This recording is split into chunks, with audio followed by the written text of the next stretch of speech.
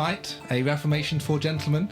My name is Aaron Edwards, and I'm still joined by Tom Chaldecott and Nathan Paler. Hello, gentlemen. Hello. Hello. Long time no see. No see, literally. Literally, yeah. We those of you listeners who've been like, are they a kind of like once every 10-week podcast? Yes. Yes, we are. Moment, yes, Let's we are. change that. No, we are trying to get more regularity. That's been monumentally difficult scheduling issues for various reasons, which we will not bore you with. Yeah.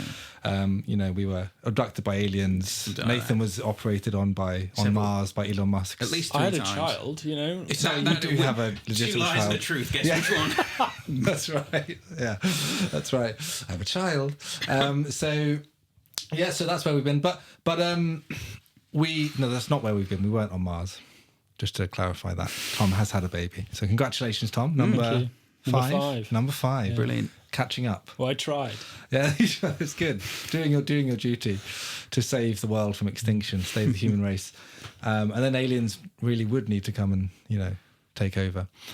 So we thought this would be a good, seeing as this is the day after when we're recording this, the day of the actual revelation that the US presidential election of 2024 has been concluded with Donald Trump winning pretty clearly and no rigging, it seemed. Yeah, we should say involved. this is Wednesday, the 6th of November? Yep. Yes. At whatever time, 8:30. So I say that because you just don't know what's going to happen, do you? You don't know what revelations could come. I mean, he's going to become president. I thought you were going eschatology then. I thought you were going the Lord could come, and Yes. we pray he will. But Yeah. I just mean you don't know what controversies and what they might be thinking. Why aren't you responding to this? Well, that's why, because we're only the controversy less than at 24 hours in. 10:15 p.m. on Yeah. Wednesday. I can't believe you didn't know. I'm looking forward to it. Yeah, it is. To be honest, that is one of the crazy things about socio-political discourse in general now, that things happen and it's like out of date within half a day. Well, so far, touch wood, it doesn't seem to be as controversial as 2016's. Or I suppose, 2020 was obviously quite controversial for other reasons. But if you remember in 2016, if I'm not mistaken, and our American listeners can correct it or correct me, but the progressive types sought to frustrate the Electoral College. So when the electors come to go and vote, is it December? Americans, forgive me. I think it's December. They tried to they campaigned to get them to stop casting their vote for Donald Trump, even though, as it were, constitutionally, the convention would certainly be that they would, obviously, because the population has voted. But you still saw some really funny stuff, like you've got effectively post boxes, ballot boxes. You can drop off your ballot beforehand. They were set on fire. Yeah. And then there was a state or a county within a state where the automated kind of voting system, you couldn't select Trump. So evidently there are some things. Yeah. The jolly heretic, is his name Ed Dutton? Have you guys found him on YouTube? Okay. He put up a video fairly quickly today asking why didn't they try and do the same thing that something happened last time. Yeah. And the idea was that it was just the support was just too massive for Trump.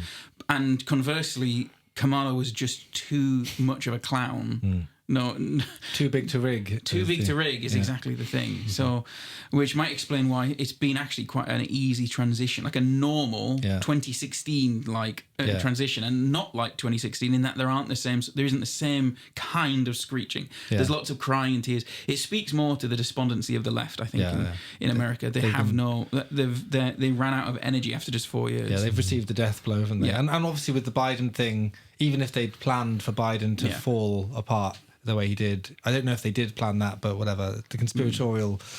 Well, we barely bots saw him everywhere. the last 8 weeks. I mean, 12 he was weeks. still the president. He still is the president right now. Madness. I mean, it is bizarre, isn't it? I mean, as of right now, I haven't looked at my phone in the last 2 hours or so, but Kamala hasn't even said anything. Oh, really? I don't think she's even said anything. Not even the acceptance speech. Well, this is partly the issue because Trump is so... I mean, it's so crazy, isn't it? Because in the 2016 election, evangelicals were absolutely pilloried for voting for Trump. And that was this caused people to lose their jobs.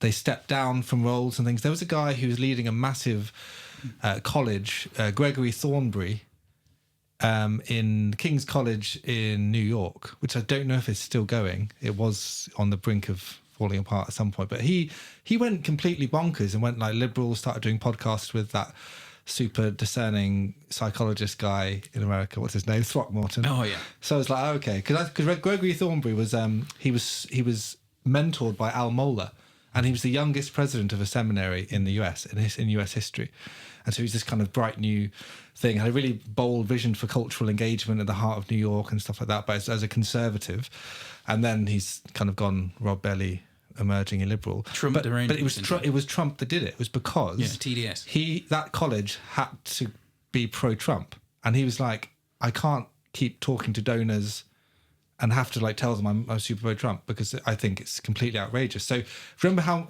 the flip-flopping that happened? Wayne Grudem was like, oh, I'm pro-Trump, I'm anti-Trump, I'm pro-Trump. And it's because he's so divisive. You're talking what, 2016? 2016. Still? Yeah. And so all the evangelicals, and eventually the evangelicals were like, okay, pro-life, we're going to, on the abortion issue, we're going to go for it. And then they just got attacked by all the liberals and centrists and the Tim Kellerites even for being like, you shouldn't really ever be happy that Trump, even the cross-politic guys in the US, in the kind of Moscow crowd. I remember Toby Sumpter saying on that podcast, I didn't vote for him in 2016, but I think I might do in 2020. That's how quickly it's changed. And now Doug Wilson didn't either. Yeah, and now they're like, obviously you need to vote for Trump. It's like so obvious that it's okay to vote for Trump. But that's how the shift has happened in 8 years. The evangelicals, even the really right-wing evangelical, the right of centre evangelicals, weren't easily pro-Trump. And now it's like, I'm just completely like, it's completely obvious that Trump was the better, even though he's not become a better character. No. And you're certain that your perception hasn't changed in the kind of evangelicals that you're swimming around. It's not that the position you're stood in and the people that you've engaged with haven't changed. You don't think? Well, I mean, that has probably changed. I mean, 26. Yeah, in terms of the 8 years is a long time, but I don't think the perception changed in the sense of.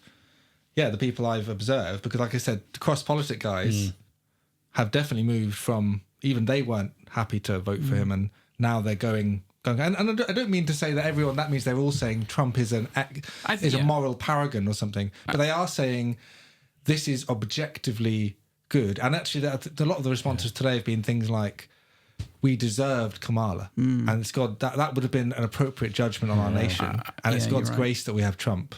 So it could be a lot worse. It seems to be three currents swimming at once. The first is, you're right, Tom, there's a cultural thing. So those evangelicals, let's class ourselves amongst them, we, in the language of the internet, have become more based or something, or more red-pilled or whatever. But there is something of that we, the discourse online, the discourse in general has shifted amongst evangelicals. Now, in 2016, there was no one really, apart from the likes of Wilson and others, talking in the way that most now talk, but now there are plenty. Look at us, we're talking in these terms. So I think there's a bit of character change amongst us. I think that there's something in Trump as well. There is something in Trump that has changed, and I think especially after is it Butler, Pennsylvania, I think, is that the right one, where he got shot in the ear.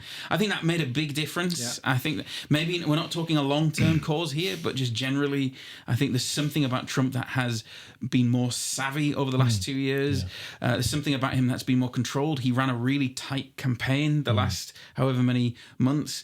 The little photo opportunities, like the McDonald's thing, was genius. Yeah, it was Absolute genius. It's a lot of fun. Even the garbage truck. I like my garbage truck. Garbage day. Right, even that was really clever. That was really clever. So he's got some really tight campaign managers behind him. That's helping. But then I think the third thing is just the ever increasing madness of the woke left. Yeah. So there is something here, right? Let's take it back 10 years, 2014. Think about what passed for acceptable 10 years, even just 10 years ago, and compare it now with what the standard would be amongst the progressive left, and what Kamala was advocating for. I know that it's sometimes cliched for conservatives to say of Democrats, oh, look, they're going to be just communist Marxists. But she really did talk like a communist at times, and that was a real problem. And she was also just not... There was no substance to her at all. Smiles and the cackle. I'm not really that bothered about the cackle, but I certainly think that she didn't really stand for anything in particular. Was it on The View when she was asked what policies of Biden's would you change, and she said, I wouldn't change anything. It's like, what are you she's just grey, just absolutely grey. So I think it's those three things. There's something amongst evangelicals that has shifted, definitely. I think Trump himself has become more amenable, and I think the woke has become more objectionable. And I think just generally, if we're going to add a fourth one, and perhaps this is more particular to the first, really, is that amongst evangelicals, there's a greater understanding that we're working in what Aaron Wrenn calls the negative world. We're not working in a Christendom society anymore. We're working in a society where we have to make compromises. And it's not so much about, is there a Christian candidate? Is there a King David that we can vote for? It's which candidate is going to do the least amount of evil? Who is the common good candidate for Christians of good conscience? Do you see Trump as a Cyrus or a Nebuchadnezzar? Well, I mean, yeah, it's a good question, isn't it, that? That's a good question. Yes, it is. I don't know. I'm not really, honestly, this is my honest answer. A lot of the time, certainly the first time we went round, and you saw lots of Christians in America talking in those terms, and my brain just sort of switched off to it and didn't do the computations. Right, yeah, so yeah. I don't really see him as either. Really, I'm not really. I thought you were going to say. I'm just going to be honest. No, he's Donald Trump. We're in the 21st century, they were different. guys. I mean, it's a totally different context. Wait, are we in? They're in the Bible. Are we in 5th century BC Assyria? What's going on? I'm not so sure some of the comparisons are useful, but I can see what you're saying. In terms of the utility of providence. Yeah. The difference is that, we're not talking about some foreign invasion. We're talking about a man from within within. Oh, so there's Oswald Spengler, The Rise and Fall of Civilizations. Yeah. Well, there's that notion. I was just listening to a podcast on the Lotus Eaters. They did a great election stream podcast, and there had a guest on last night talking about this, how actually sometimes it can be rise and fall, and then when you have the fall, you have this very fertile bed of ashes that can function as the sprouting of something new. And I think Trump is sprouting from something. He's sprouting from, he is himself creating it, but he is also himself a beneficiary of it. Whatever this is, the woke has created this, is what I'm saying. By the necrosis of the woke has led to him being a possibility. Did you guys watch Matt Walsh's Am I Racist? I really want to. I've seen loads of clips. So I subscribed to Daywire just to watch it. And I think I preferred his What Is a Woman. Right. But I mean, just the timing of this one, there's a certain piece in there, and I'm not gonna spoil it because it's awesome. But the frailty of kind of the leftists, progressives, some of the things that he manages to get people to do because they have no conviction, they have nothing to kind of stand on.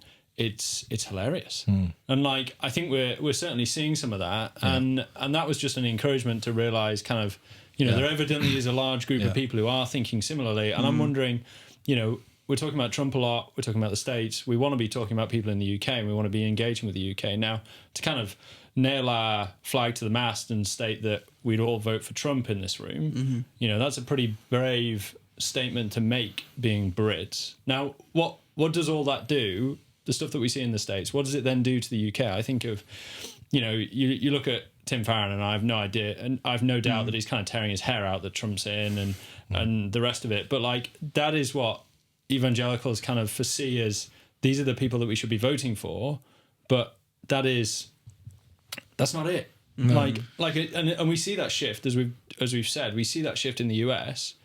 What do we see is happening here? How do we draw that over?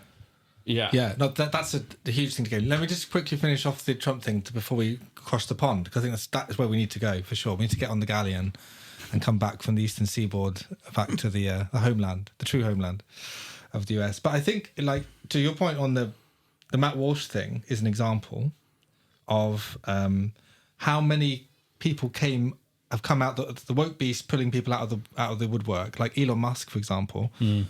His influence has been monumental, and I think if Kamala had won, maybe we wouldn't have X, Twitter anymore. Well, I mean, what's Starmer gonna? What's he trying to do? God, who's our foreign secretary? David Lammy.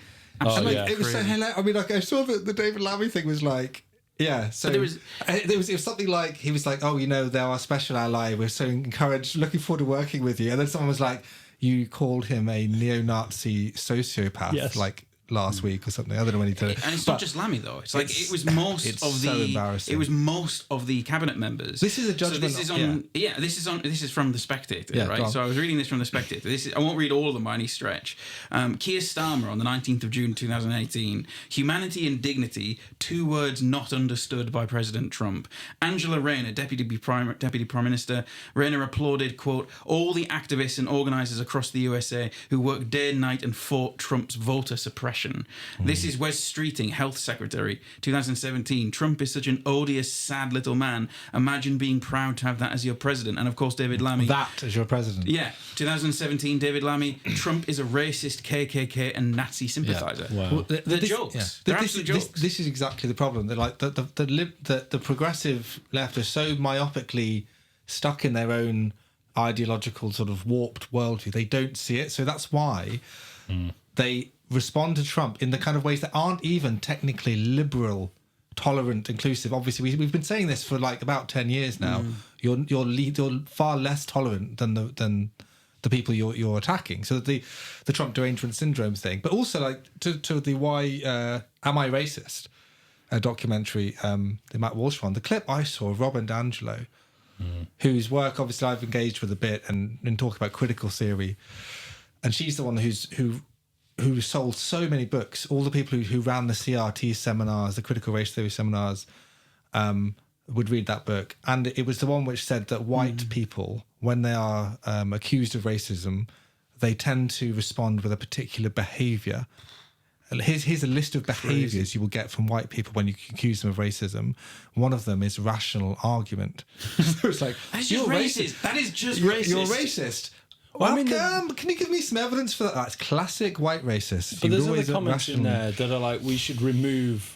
I can't remember. I don't know what word to use. Whiteism. Whiteism, yeah. whiteness. Yeah. Yeah. Whiteness. Yeah, whiteness. That is That's so exactly common now. That's Like that's he didn't been- ask the follow-up question. Well, what does that look like? Yeah.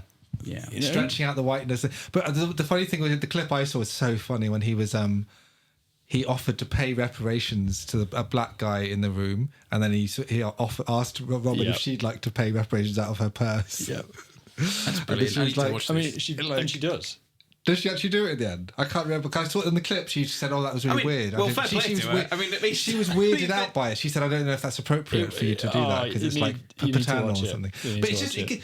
it's like they've been getting away. It's like, I don't know, like children have taken over the government and taken over the universities for like decades, and we've just been complaining. Everyone's been like, "Hey, look, there's children running like significant operations and departments here who don't understand a full orbed view of like humanity." And they get paid thousands, if not do tens of this. thousands. This is Ibram X, right? Ibram X, you know, the other race grifter in the States. So I've this heard is the name. his definition of racism. Quote, racism is a marriage of racist policies and racist ideas.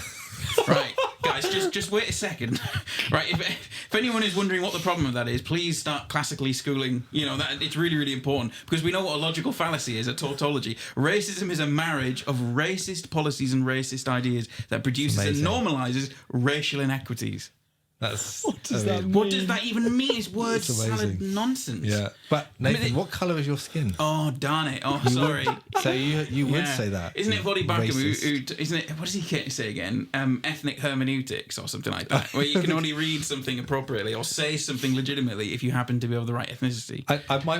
My favourite definition of racism was of a racist was Doug Wilson's, which was that a racist is anyone who's winning an argument with a liberal. That's what a racist is. Pretty It's because much. they'll be called a racist. Pretty much. If they happen to be doing well. But so that's again just the madness of that. Again, I think I agree that Trump. I don't think it was just savviness. It's a part of me that likes Trump more. I clearly do know. I have all in my head all of the bad stuff he said and done. He's not a moral, nice man, but virtue, right? It has a weird way of coming out. Cometh the hour, cometh the man. Yeah. I think he did show character and fortitude. Yes, someone might make me cynical and go, yeah, he's using it as an op. When he got a shot, he had that massive plaster on his ear to kind of accentuate his war hero status or whatever. I know that they are savvy, they are clever. He's a clever person. He negotiates. He screws people over in business and has done for years. He knows how to win, and he'll do anything to win. Get that, But I do still think that he's shown a kind of nonchalant joyfulness in things. He's been quite calm and relaxed. He does know what he's talking about. He's not just like a buffoon, which is how they tried to portray him in 2016. He really does. He actually does know what he's doing, I think. And J.D. Vance, by the way, was phenomenal as a he did a very good job, especially in the debate. I mean, to reference the Lotus Eaters again, Carl Benjamin of that, Sargon of Akkad, I'm referencing him because it is a really good point of the McDonald's thing, that he's like an avatar of America. That was the phrase that Benjamin uses. It's like looking at those photos, it's like an avatar, like an actual symbol, the very living symbol of what America. If you want to know what true America looks like, look at Donald Trump. He's become more than just himself, and not just that is something. It's probably a very carefully curated image that he has spent time curating and managing. But I also I don't know. There's something about him that feels different over the last few years. He's not scripted either. And he's not scripted. Yeah. So in the acceptance speech, which he gave at 2:00 local time, he said something about how people had said to him, you've been saved by God because he has a purpose for you, or something to that effect. He's going to use... Saved your life for that. As you said, virtue, it's a good point, Aaron. Virtue has a way of manifesting itself, and you do not know what effect this will have on his life. And we can and should be praying that the Lord will use him. And you don't know, steady, but, silently and silently, how silently the kingdom of heaven advances.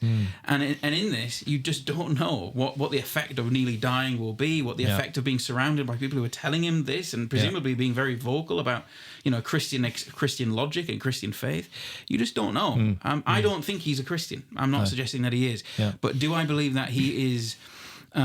He seems to be displaying more virtue. Yeah, absolutely. Do I think that he has the potential in these circumstances to come to a living faith? Yeah, I think he does. I think he does. I certainly think the Lord is capable of it. Yeah, absolutely.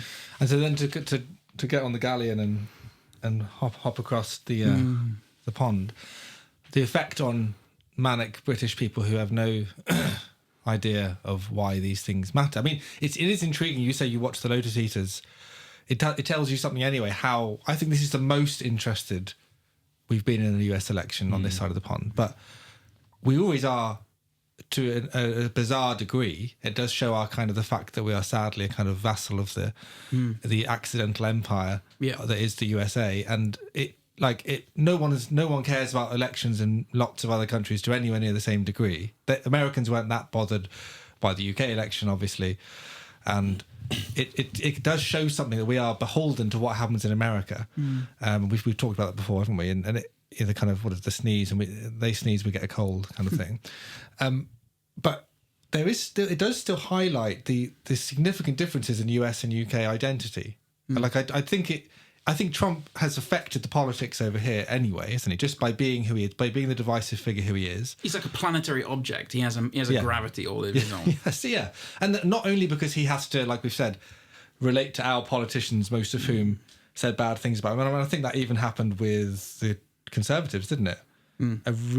Was David Cameron in when Trump first got in, and then had to do some? I think he did, because that was Brexit. No, 2016. Cameron retired, and so it would have been who was after Theresa May. She was straight in after, wasn't she? Yeah. So I think she had to walk back a few things, and everyone was saying, "Oh, you can't be happy." And there was like a protest against Trump's visit to the UK while he was president. I remember, and so that working out those things on the ground is, because people have portrayed him as Hitler. I mean, literally, even recently, that was the most desperate attempt of the Democrats. People going, it's literally going to be like Kristallnacht straight away, and you're like, madness. He was in power for 4 years, but he was just preparing for the second. You know how Hitler was pretty quick. In fact, Hitler wrote a book where he said, here's what I think about the Jews, for example, and here's what I'm going to do if I get power. Oh, look what he did as soon as he got power. Trump has not, it's quite obvious, but they were so desperate to portray him like that. And people in this country, there might be Christians listening to this who are like, oh, you guys, I can't believe you're pro-Trump.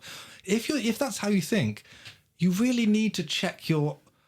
I don't want to say anything I would regret saying. Basically, I just think it's genuinely idiotic. I would ask, who am I meant to be pro? Well, exactly. Who am I meant to be pro? Point at a politician here in the UK and tell me who I should be pro, because we have nowhere near the calibre that we used to. But I remember having this discussion leading up to our own election, and people are getting very much kind of into the nitty gritty of particular people's particular stances on particular things, but never actually thinking about what is the ideology that actually lies behind these parties, and that just wasn't on anyone's radar.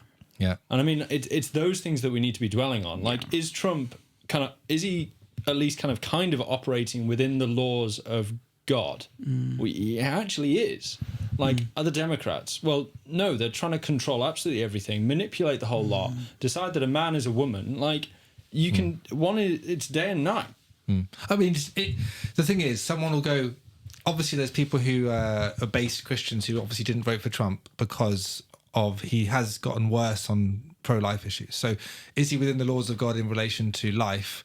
No, he's a lot more straightforward on trans and LGBT in general. Obviously, he's pro homosexuality in a way that we wouldn't be. He's very pro, and I think it was the Republican conference where a lot of that stuff came out, and some would think that's them selling out to try and win a few liberal votes who thought, oh, I'm not going to vote for him because he's obviously a horrible person, and that's how I attribute horror. But there were people who then there were fights on Twitter all week about Ben Zeisloff, for example, making a principled, almost like a conscientious objector, because it was like war, and he was like, no, because I'm so big on abortion, I cannot in good conscience vote for someone who is going to going to like give it over to each individual state as to whether and isn't going to really go for it. But originally, 2016, he got in. Many people think because of the pro-life vote, because he said, I'm going to get judges in, and he did. He was true to his word. Roe versus Wade was overturned because of Donald Trump. I mean, that's amazing. God has already used, but then he sort of showed, okay, well, I'm not going to follow through on that. And so some people would say it's not black and white. He's definitely got a lot of things that are grey there that are not. Obviously, I mean, not only in his character, but even in policy level. But this is where people don't understand it. Perfect is the enemy of the good. Yeah, exactly. I've had people come to me, even like non-Christian friends, which then nice, winsome Christians would say, "Oh, look, see, don't be pro-Trump. Don't say anything about politics on the right because you'll lose all these amazing salvations that come streaming into your churches every week because you're just." Sitting on the fence on all these issues. No, we're not seeing revival. Sorry, it's not working. So whatever the winsome thing is, it isn't winning anyone.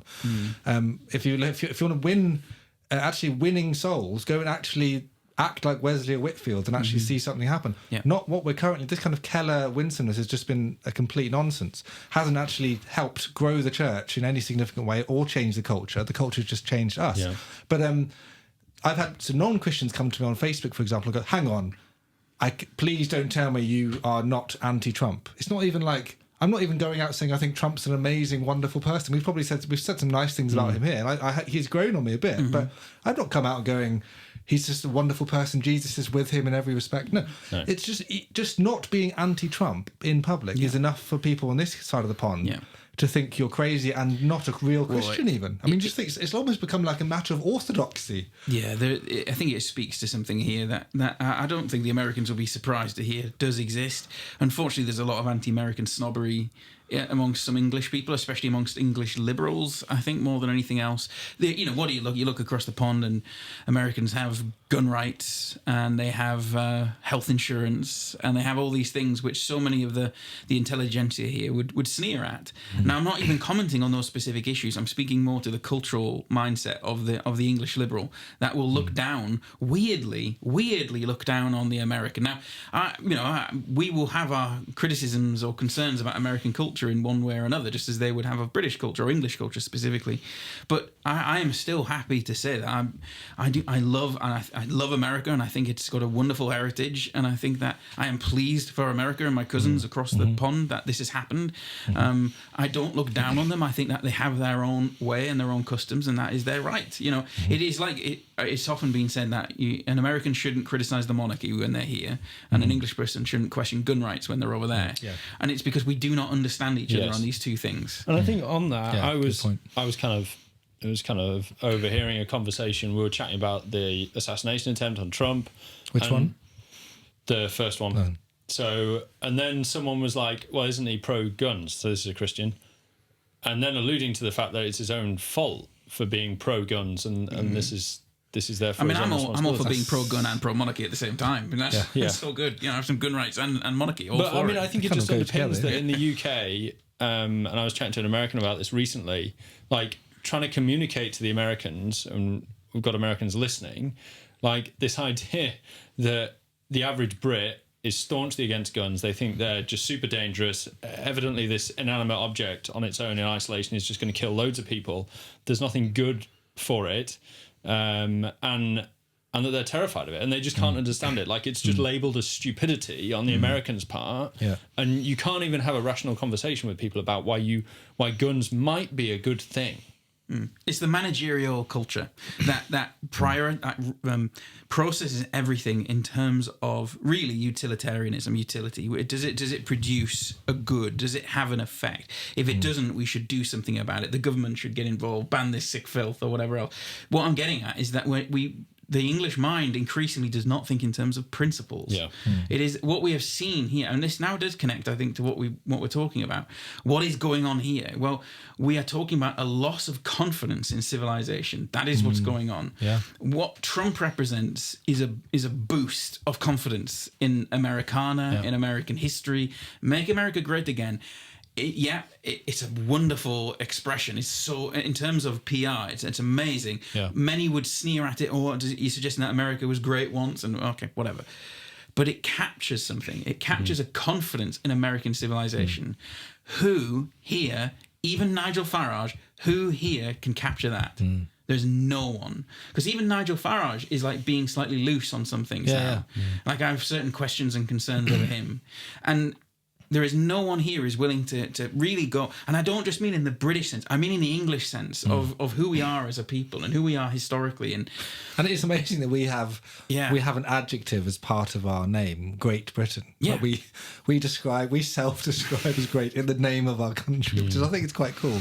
In the same way, the US has United, obviously, and we have United Kingdom. But I mean, just like it's like, we have clearly. We've so lost our way on that. I mean, funnily enough, I was on a call today with some reformed brothers in India who want to talk about like kingdom advance and dominion in a reformed kind of way in India. And they're like, there's only like 200 of us out of like, 1 point however many billion for now, right now.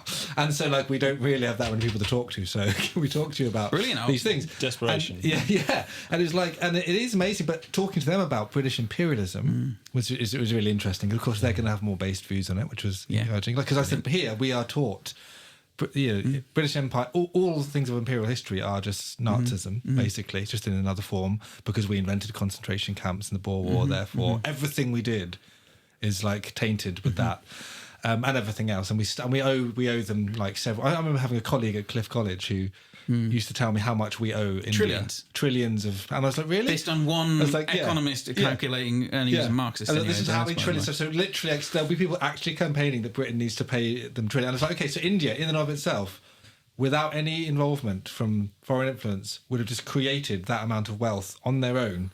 And they would have just had that there in some kind of asset, and we just took it from there. Is that what happened, or is it like completely different? I mean, they use our plug sockets, don't they? Yeah, this is what we're saying. It's the lack of confidence. The steel industry. It's epic. The Kenneth Clark civilization stuff, that lack of confidence can destroy a civilization faster than guns and bombs. And it's true also. The same points were being made by Cicero in ancient Rome about the end of the Roman Republic. Look, this is true for all civilizations, I think, regardless of how you view and model history.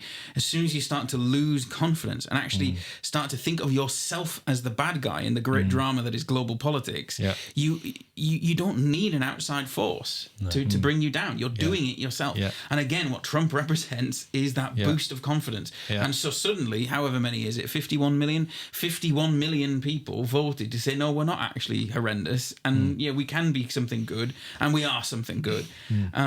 I don't see the same sort of groundswell of interest here. A reformer peaking at about 20+%. And as we're saying, within the church, there are many, if not most, who would be happy to say, well, yes, it's all awful anyway. And we were all, it's all, to even be concerned about these things is statism. And and did Labour win by the lowest amount ever in history. Yeah. I'm not sure if ever, but certainly very, very low. Like recorded.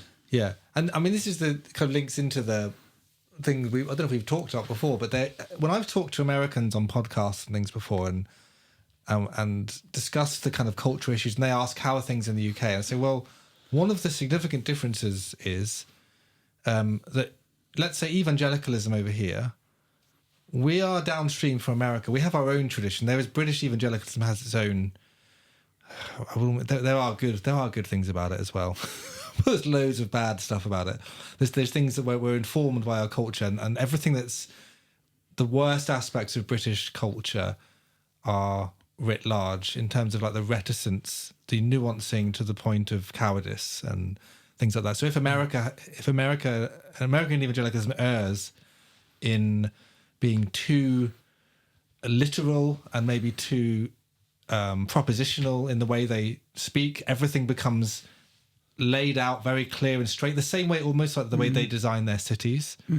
Then America, your cities are really very boring. You don't have these nice weird piazzas and like strange things that don't really go anywhere in cul-de-sacs and stuff. That European cities are more interesting because they just happened. They weren't like designed on a grid. I know Paris was actually, but like there are reasons for that. Yeah, they destroyed everything. Yeah. In fact, let's not get into how much trouble France has caused. But anyway, my word. But like there's a reason why they're like, oh, this is just rational and logical. We're going to design cities in grids with avenues and streets, and we're not going to have. Yeah, it does make sense, but it's also like cuts the joy out of life. I was even this evening watching a Mythbusters episode. You ever watched Mythbusters before? No? It's really fun. Jamie Hyneman, Adam Savage, really fun. Anyway, not is it like a TV thing? Yeah, it's a TV show. I didn't watch TV for about. I bought them all through YouTube. But anyway, okay. And they were doing an episode. They bust like popular myths using scientific method and experimentation. And one of the things they were doing was traffic. So comparing the American grid system, grid exchanges, traffic grids with roundabouts. And of course, roundabouts are actually much more efficient as well as they feel more efficient. Yeah, they are definitely. Anyway, sorry, a bit of a distraction. No, that's kind of relevant though. Yeah, I was thinking about the metric system and the imperial system. So who's kind of championed the metric system? The French, absolutely. You know, yeah. And like that's just one of these divorces from the imperial system. The inch was the width of your thumb. It was related to something like God has built. Well, it is kind also of currency. It is fixed in nature. Currency for like we had florins and guineas and shillings and pence for I'm not even joking about 1600 years until 1970 or is it 1971 when we decided. No thanks, we know better, we'll put it all in tens. Yeah. Now, I'm not saying, honestly, objectively, our old currency system was bonkers. It was absolutely balmy. And you try and work out how many guineas go into a shilling, it's crazy. Or is it the other way around? But there's something wonderful, and as you say, it's organic. It's like a forest. It's culture. Well, they say about the English Constitution, don't they? We don't have a written Constitution, and some are saying, even English people are saying maybe we should have one. But part of the value of it has been that it's been organic, like a forest. It grows, it's grown naturally, and it's all based on precedent rather than on case law. Yeah. And indeed, that's one thing that the Americans have inherited from is that English common law tradition. But anyway, there's something wonderful about this. This is what I'm saying. There's something wonderful about the imperial measurements. Something wonderful about guineas and florins and shillings and pence. It's like Lord of the Rings. I would love a florin. I'd love to pay for like something a florin. And there's something wonderful about roundabouts, and there's something wonderful about little streets and alleyways that do not make sense, and country roads that you can't fit two cars down. But there's something wonderful and about a country inn. And I'm not saying that it's better than everyone else, apart from a little bit. But I'm not. Definitely I'm certainly not. In all seriousness, I'm not going to stand here and say our system, Americans, you should be doing it our way. No, but I'm certainly going to say I love our system. Yeah. That's what I'm going to say, and I want to keep it. One of my questions is how do we breed this as well? Because this is so uncommon within the UK. Like trying to portray that uncommonness and how bad it is here to the Americans, I think is impossible. Like we've got a Union Jack outside the front of our house. Like nobody has that. Nobody does that.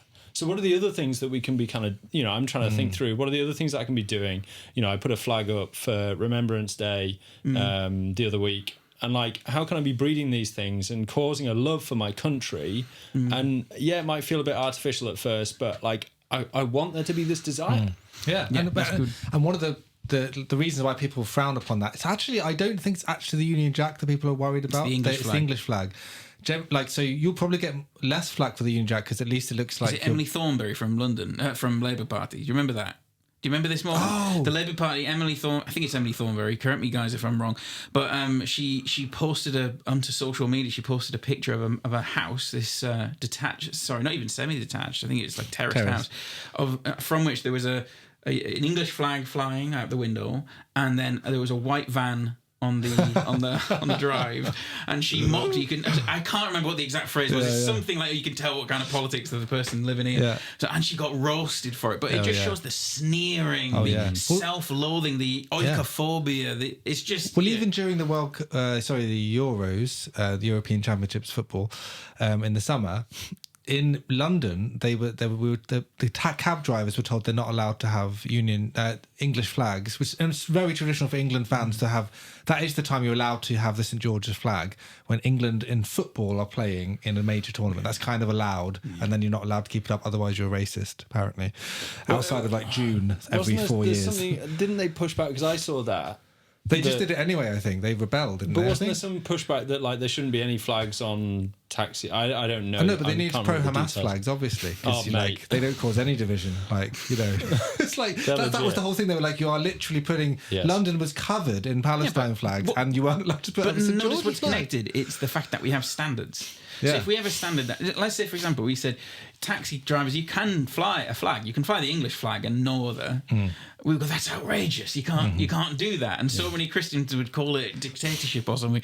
And yet again, it's cool. I think I'm pro that already. I've never heard that view before, but I mean, it that's makes now sense. My view. Or even like with immigration policy, if we favoured those of Christian confession over Muslim confession, or if we favoured the Anglosphere immigrant over the non-Anglosphere immigrant, again, you start to go, ooh, eek, ouch. It's the loss of confidence in our own standards and in what we are and who we are. That means that that all this is happening, and we go back to Trump because he happens to be a symbol of something better for America. But in our instance, I just don't know. I don't know who can do this for us. No. I don't know who there is. And this is what I was getting at when I talk to Americans on podcasts and other interactions I have, and they say, "How is it over here?" And I say, "Well, we don't really have a stable right wing in Britain." I think it's been growing actually, even in the last 2 or 3 years, especially. Like it's been growing in different ways, or it's just been quiet and constantly shut down. So it's not that there aren't people who are on the right in the UK. It's just that they are every attempt made by the elite to silence them. BBC obviously are like ludicrously left. They're not even.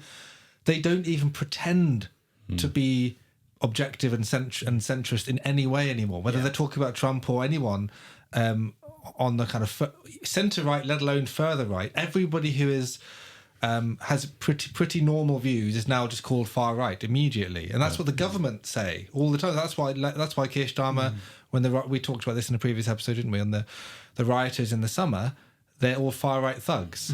Like these, and that's why that hashtag went round in Britain. Far right thugs unite, and it was like almost making a joke of it. But then there's people getting put in prison for that, and there's a guy who I forget the guy's name, but he killed himself in prison and he was rioting in the Steve summer. Lynch, wasn't it? That was it. He got put in for 2 years or something. Now, of course, that's a poor choice, but he's in a very difficult place, etc. We don't want to make him into a martyr necessarily, but at the same time, it's like that is a consequence of some of these ridiculous laws, the kind of laws that have made, my friend Calvin Robinson's move to America because he recognises he could get attacked in London by a Muslim quite easily because he's a very public figure, talks aggressively against Islam, as you should be allowed to do, but the kind of laws that we have to be, which explain why we have to be somewhat careful even talking now. Why even right now, we have to at least be mindful of the fact that the wrong comment could have genuinely get a policeman knocking on our door. And that's something crazy that the Americans would think, what is going on? You say that, though. I was chatting with an American probably about 6 months ago now, and we were just chatting in a Teams call, and I can't remember what his exact statement was, but he made it very clear that he was concerned that other people would be listening into that call. And that is the first time that I'd ever a telephone call, like not even a... it was a Teams call. Teams call. But he was very much overt that he was concerned that someone could definitely be listening into this. And I was just like, this... Yeah. Yes, that's the soft totalitarianism we've become completely used to. And we also end up... It's like the kind of... Genuinely, I mean, the amount of times we talk about Brave New World and 1984 as sort of parallels and analogies, and many rightly say we're more like Brave New World because we are more distracted by entertainment into this rather than like hard totalitarianism. But the thing that the concept that Orwell pulls out of you will love Big Brother, I think there's something of that. So yes, we've been like distracted by endless Netflix series and like wasting productivity on video games and all sorts of just nonsense and like just literally just spuffing away the inheritance of like generations of people who actually fought so hard to build and then keep the foundations. It's so heartbreaking. Think of 2 world wars where we chucked away all of our influence globally, basically, to die on our sword. And it's appropriate, really, that people are further on the right. They do say things like, you know, the men who died on the beach of Normandy, had they known what this would become, 75 years later, would they have fought? Would they have turned back? Because it's such a mockery of everything that they would have thought they were fighting to preserve. So we say, you know, I think we were watching James Herriot, by the way. Have you ever read James Herriot? No. An amazing English institution. He's a vet. There's such an English thing. He's a vet who roves around the Yorkshire Dales. Brilliant. And it was like his memoirs, actual stories, just brilliant and very British stories. And we've been watching the kind of 1970s adaptation of it, set in because it's a real story, set in the 1930s. Yeah. And the war breaks out, and then there's all the kind of somberness in the characters of why they're fighting. And they're like, we're fighting to preserve our way of life. And then you kind of think, well, this is why people are starting to move further to the right, because they're going, well, what kind of way of life is it? What are we doing? Look at our country. We don't even believe in our country anymore. Yeah, we are like literally putting ourselves to sleep. We're euthanizing ourselves because we kind of don't believe that it's appropriate for us to live in the form we were. So what did we preserve? Yes, we're not like overrun by whoever would have taken over had we lost ultimately, but haven't we been taken over in some other sense? And that's a genuine question. That's what people on the right are genuinely worried about. And it opens up a whole avatar of other ways of thinking. And also what they would have said. I mean, the First World War was obviously, I'm not necessarily commenting here whether it was necessary or unnecessary. I know there are historical debates there as to what was necessary or not, but it was disastrous. I mean, it was the great cataclysm which explains everything else, even the Second World War. The deluge, yeah. I mean, in terms of culture, in terms of everything, it was cataclysmic. But in terms of, if you would have asked those men why they would have been fighting, I mean, it was something they would have unironically said was for king and country. Now, this is why I will often make a few jokes or a little comment here about monarchy, but I sincerely mean it. And I get concerned when English Christians express cynicism about the monarchy, because it is part of the constitution, the tapestry that used to make this country make sense. So for king and country wasn't ironic. It wasn't said with a wink. It wasn't said half-heartedly. They really meant it. Most pubs would have the king's portrait in the lounge. Many houses would have the king's portrait in the lounge. It's also, when they would go, it was because the king had ordered them to, and it's because the king, again, all the coronation with what it symbolised, it was the conferring of legitimate political rule. So the reason why we had a House of Commons and a House of Lords, and we had laws and everything, and all those laws, as you'll know from your recent trial stuff, even with the seal of the monarchy, all our laws, how have they got any legitimacy? It's because we have a monarch who is conferred authority by God, and from him we have authority to do politics. Yeah. And so when the king orders us to go to war, we have certain duties or obligations, personal affection, yeah, that too, but also a sense of I am one piece of a whole, and and he represents what all that England is, and now the head of my state, the head of my king, is telling me to go to war to defend my homeland, so I will respond. It's the manly thing to do. We've lost that. So I think even we three wouldn't think in those terms. No. Maybe that's the next thing to do, is get a portrait. Joe and I, my wife and I genuinely are and have.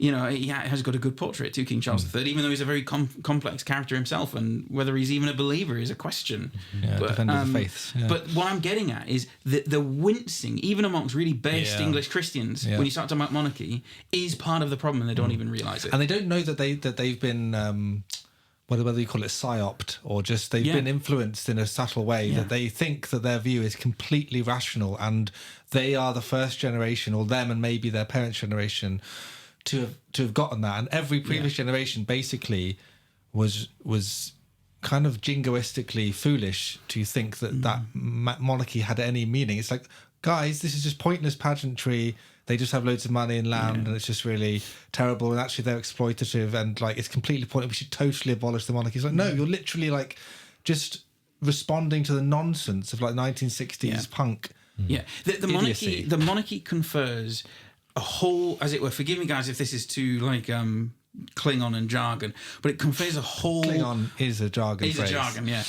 Like a whole metaphysic about how you understand the universe. That there is a chain of being. Yes. That there is God at the top, and He confers on certain men privileges and authorities, and certain and yes, we are under authority, all of us. The idea that we're all sort of equitarian, we're all at the same sort of level, and who is this man to talk? Like that isn't a Christian worldview at all. No. And so when I'm hierarchy. It's hierarchy.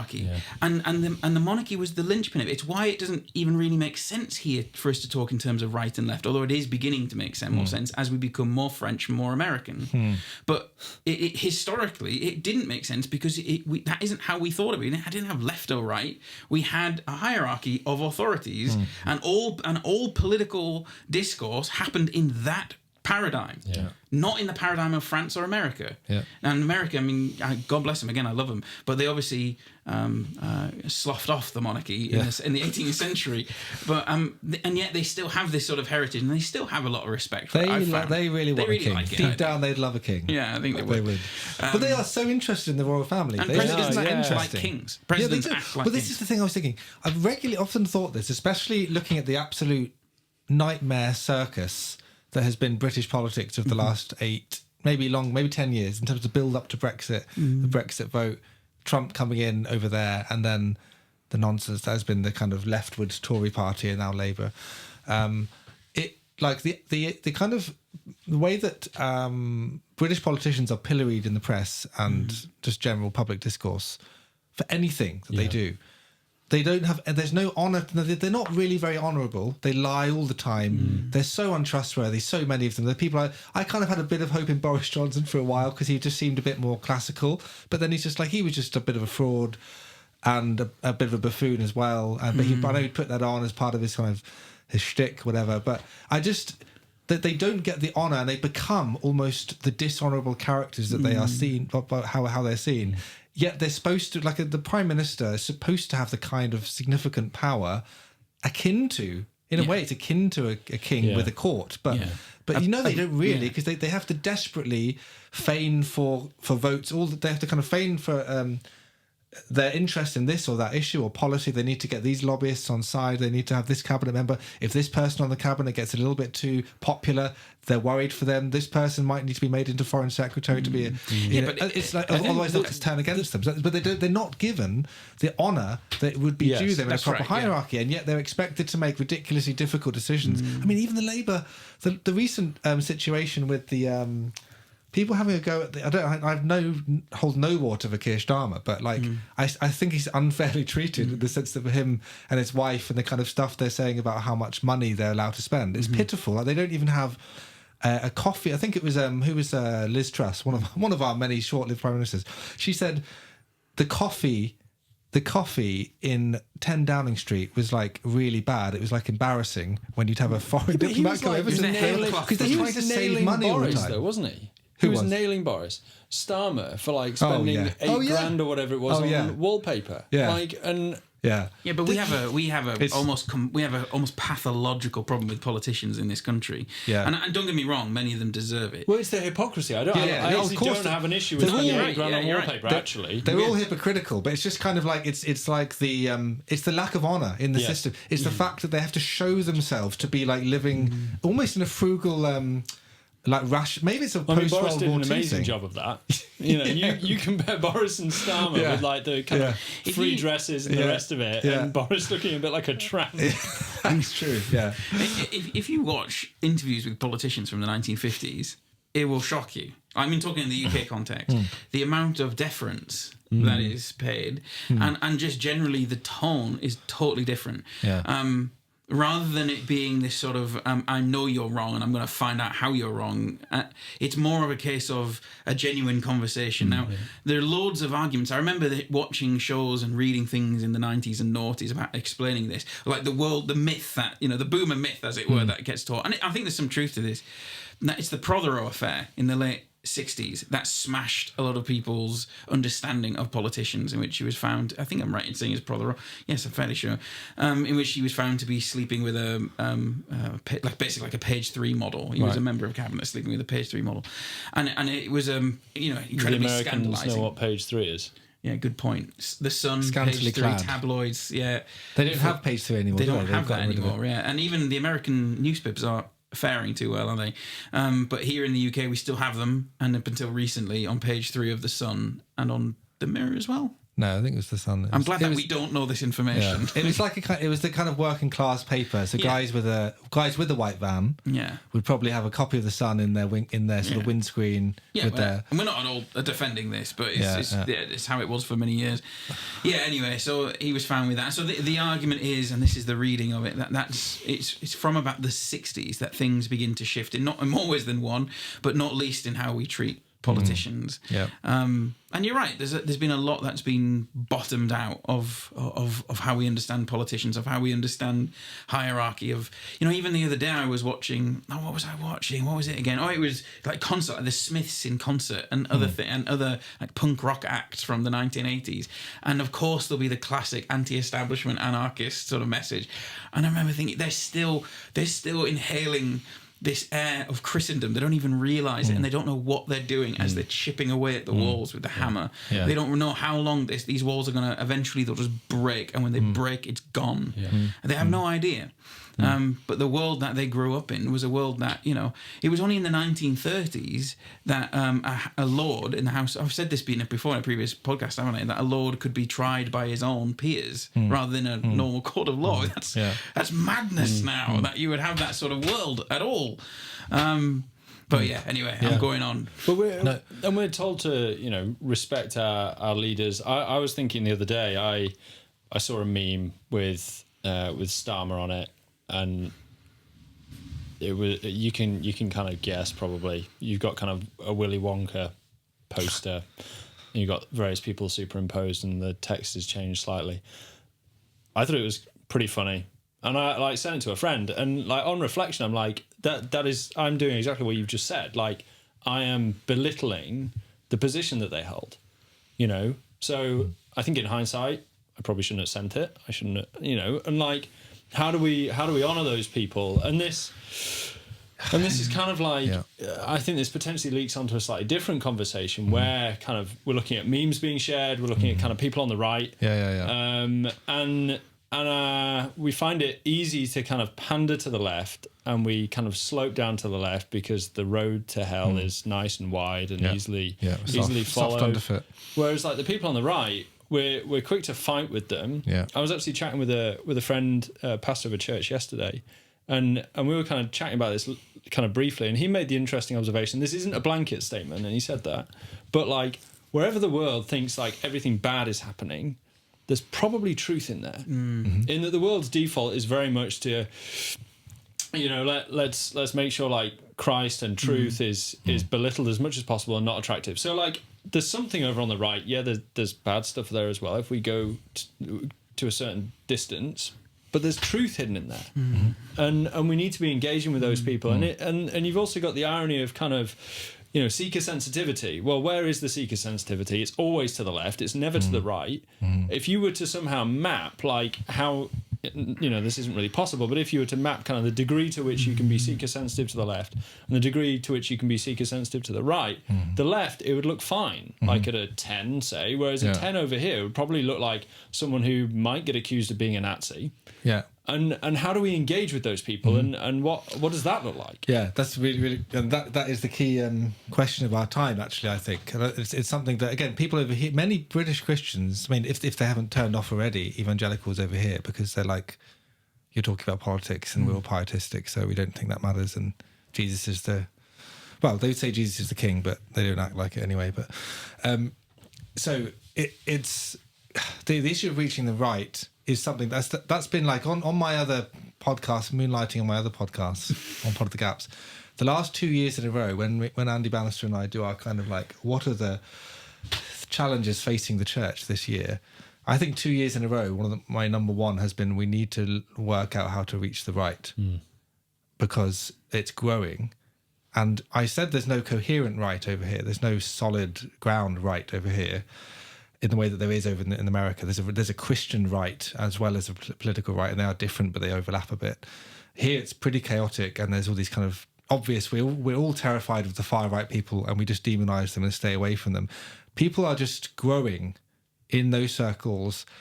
The centre rights are moving to the right because they've seen how leftward the Tories have been in the last 10 years. So, and it's opening up. And then the online world, the digitisation, the growing amount of young men who are thinking differently, realising they've been lied to by the establishment through COVID and through loads of other things. So that's happening in the political sphere. It's also happening in smaller pockets in Christian spheres. There are young men who are realising they don't want to be told that they're complete morons. They don't want to be told that they have nothing to live for, even by their own churches, by the way, other than like, again, they've nothing to live for except, I guess, evangelise and get people to go to church and then die one day. Don't think about legacy. Don't think about having any ambition. Yeah. Don't think about like trying to achieve anything because that would be you trying to make a name for yourself, etc.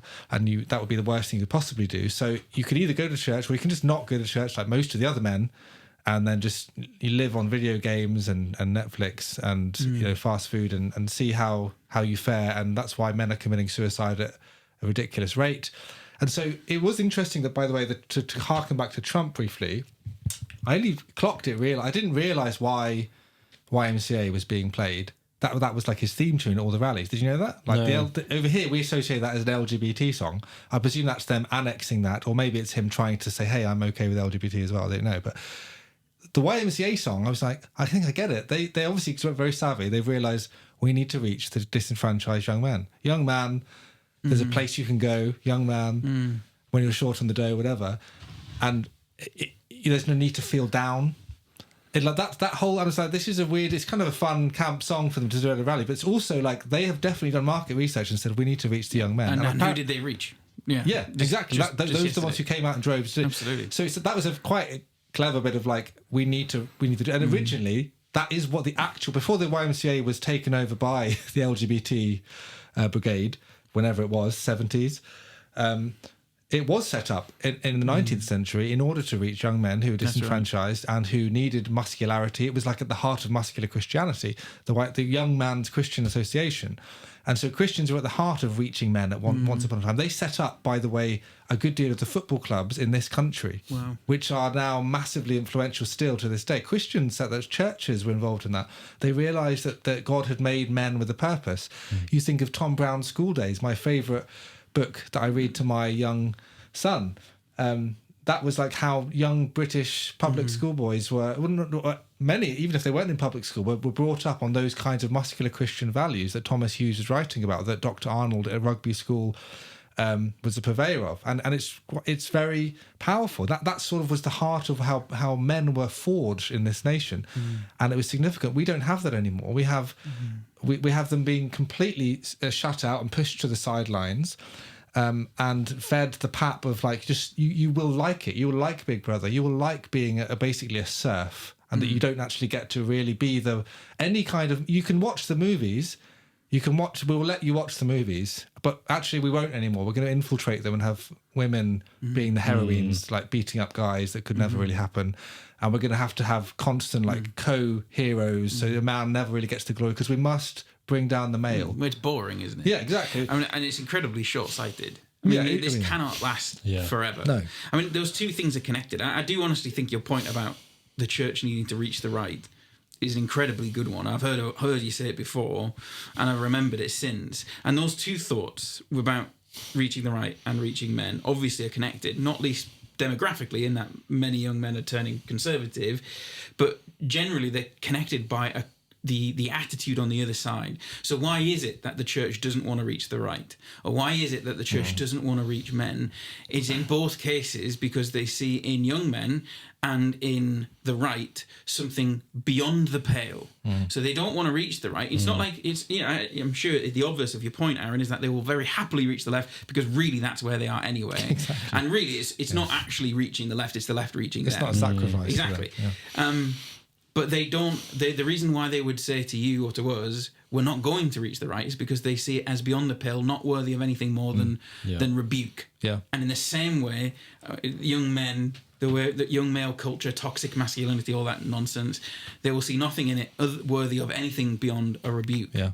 And it's a massive oversight because that's not how human nature works. No. It's also completely poisoning the well. It's what a ridiculous thing to say that the right is worthy of nothing more than a rebuke. I mean, that's bonkers. There's lots of good principles, sound natural principles about heritage, about inheritance, about virtue, about physical athleticism, heroism. These things are eternal, and to think that you can just throw it all out and have no negative consequences is bonkers for a politician or a church leader. Same thing for the young men. These are the men who will bring money into your church. Yes. These are the young men who will bring you children who will be the next generation of your church. These are the men who have courage as well.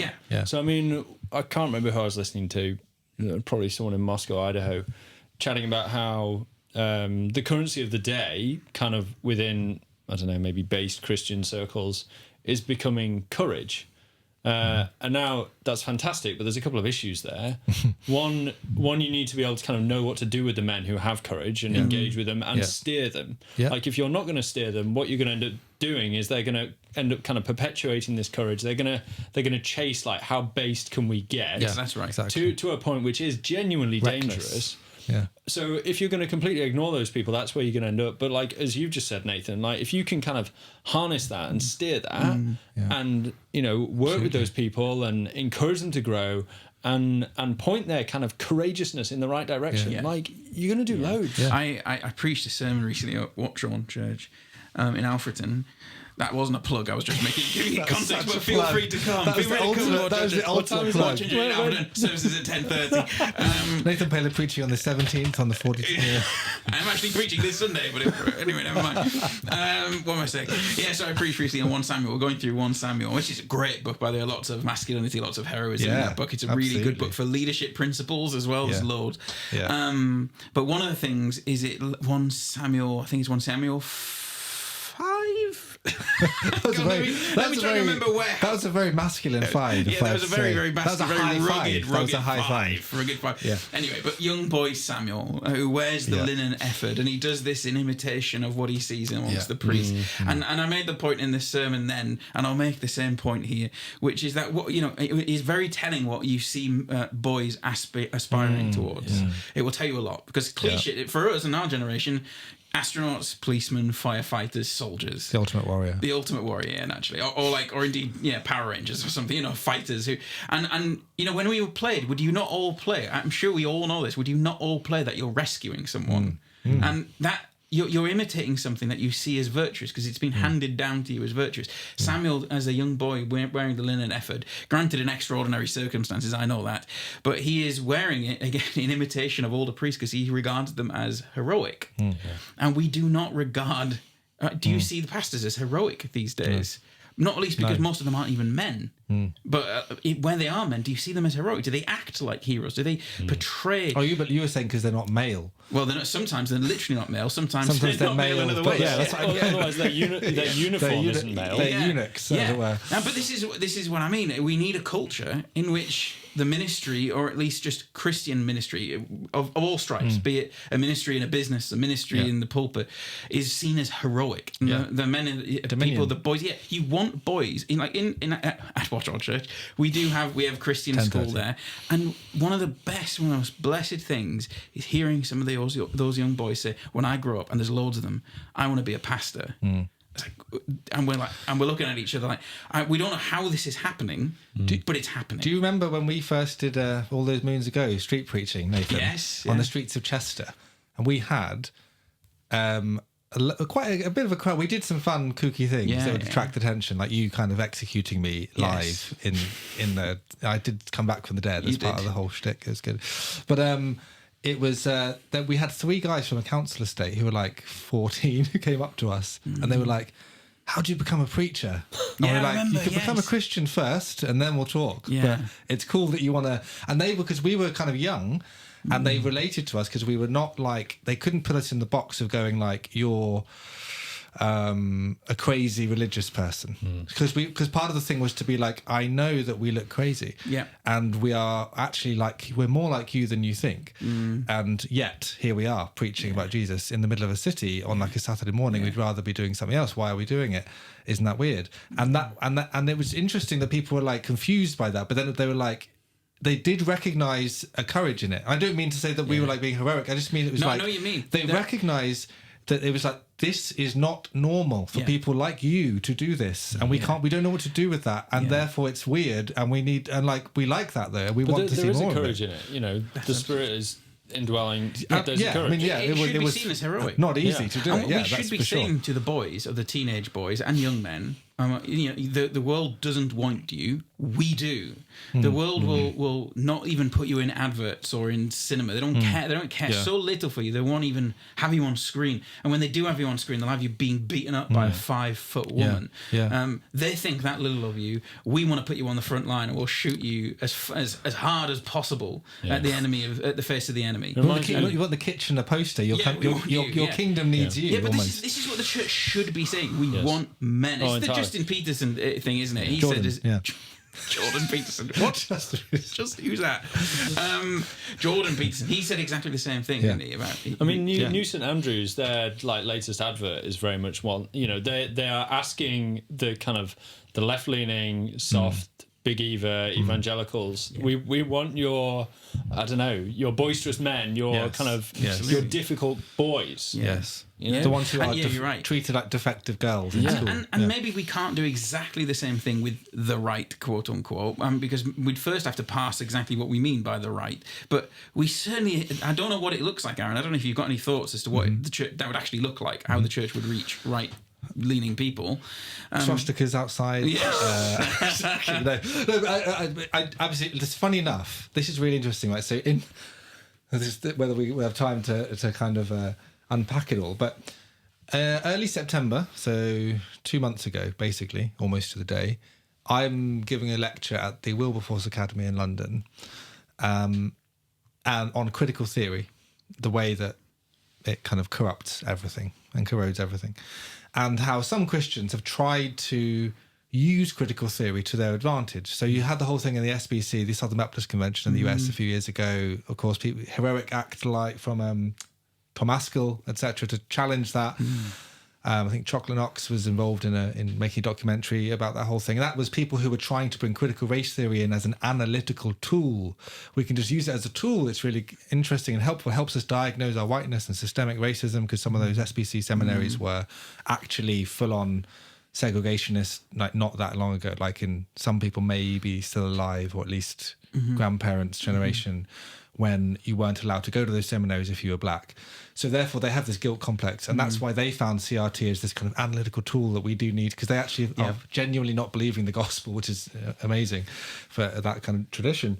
So over here I'm talking about how crazy critical theory is, the roots of it, the way that in certain forms of European philosophy, and how it works itself out. Everyone's kind of on the same page until I press whatever button it is that they actually are infected on critical theory, whether it is actually race. And there was a majority of people in the room who were non-white.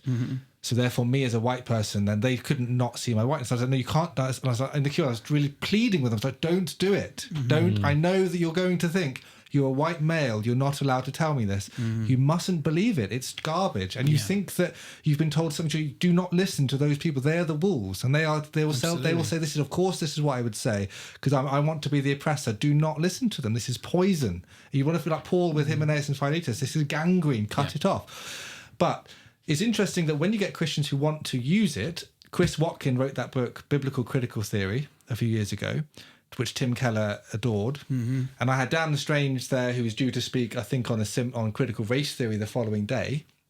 on race in general, who I know loves that book as well. So it was a fun moment where I was like, I really don't like that book. So let's have a kind of, discussion over it. And one of my critiques was, Chris Watkin has this whole thick book on like, hey, isn't it interesting how the Bible kind of fulfills the longing of all these critical theory ways of thinking in society. So let's say it's a feminist critical theory in relation to feminism, and so what does the critical theorist want, and how does the Bible subversively fulfill what the critical theorist wants, but in a different way to what they expected. So you don't give in to the demand of the liberal, but isn't it amazing that the Bible really fulfills your longing anyway? That's what Tim Keller spent all of his time doing. Yeah. You really want connection, you want to be included. Jesus does include you. This kind of thing, but it's pushing always to the left. And I said, there's nothing in there. I don't think there's anything in that book on the issues that actually would cause controversy and like reaching people on the other side of these debates. There's nothing about even abortion, for example. So I don't think it even should be a right-left issue. It seems to be a right issue, but it isn't really.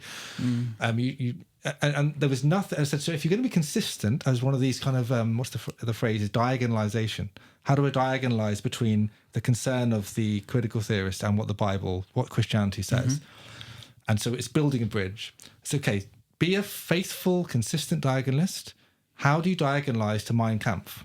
So I did say that. I said, there are swathes of people, increasing amounts of people in the Anglophone world who think that they can lift the lid on the kind of forbidden fruit of Nazism and say, maybe there was some stuff there that wasn't so bad after all, etc. And I'm just using that as a sort of hypothetical. I'm saying, if you're going to do that, I don't really think diagonalization is a great thing. I think you should be a bit more bold and say, this is what the Bible says, care about people pastorally, but absolutely boldly proclaim it and demolish arguments, as Paul says. Don't spend all your time being so nice to these arguments. Some arguments should be demolished. They shouldn't be. You shouldn't be building bridges to them. And if you're going to do it, you may as well do it to the far right. Little did I know that I was off Twitter that week. I think I put a message saying, let me know what crazy things that are going to completely change the world and we'll forget about the next week. So it was nice to be off Twitter for about 5 or 6 days. Came back and I think what had happened while I was away is that Daryl Cooper, is that the right name? I think that's his name. Oh, the historian Tucker The Carlson. revisionist historian, Daryl Cooper, had been interviewed by Tucker Carlson, with millions and millions of views, with a revisionist story on World War II, Hitler's not so bad, Churchill was the real villain of World War II, and everyone's losing their minds. And then you find this guy's got his podcast. He's been speaking about this and writing about this for a long, long time. Tucker Carlson is the most significant broadcaster on the right, and he's giving this platform to someone who is he a Holocaust denier? No, he's not. But there's all this stuff that kind of opens out this thing, and then all the guys, the kind of who have been radicalized on the right online, on the online only, the extremely online groups that Louis Theroux did that documentary on a few years ago, they're all out in arms going, yes, Jewish conspiracies, etc.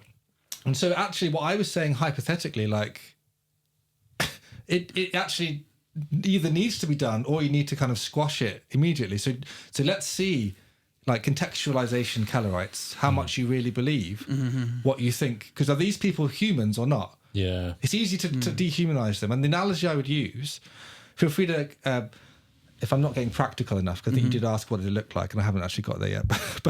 But an analogy historically, I would say, the last paper I gave at Cliff College, like 2 days before my tweet that got me fired, was the evangelization of the Vikings. And I gave a paper to the PhD students at Cliff. And someone asked me in the Q&A, great, thanks for giving us that kind of summary. How would we apply it today? Like all of the challenges that Ansgar went through in trying to reach them, from the Holy Roman Empire to reach these kind of crazy, most impossible to fathom how they could become Christians, raping and pillaging people, and had a theology of rape almost in the Norse mythology. If the Vikings, But it's okay to dress up as them. Yeah, this is the interesting thing, right? This is where it's going to be, it's a bit mind-boggling to anyone in our generation. We cannot fathom, especially the generation above us, but in 100 years, what will people think? Because we go to the place in York, the Jorvik Viking Centre. I'm going to take my kids there again in a week or so. You can buy all these Viking things in the shop.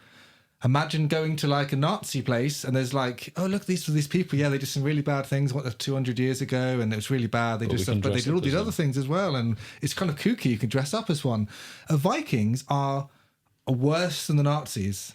Okay, like if the Vikings had, well, not all of them were, to be fair, but like if you gave enough of them the right power, some of those chieftains, they would, if they had enough technology, the same modern technology, you would not want your child to be like making little Viking boats out of polystyrene and like toothpicks in your like primary school, which I remember making when I was a child.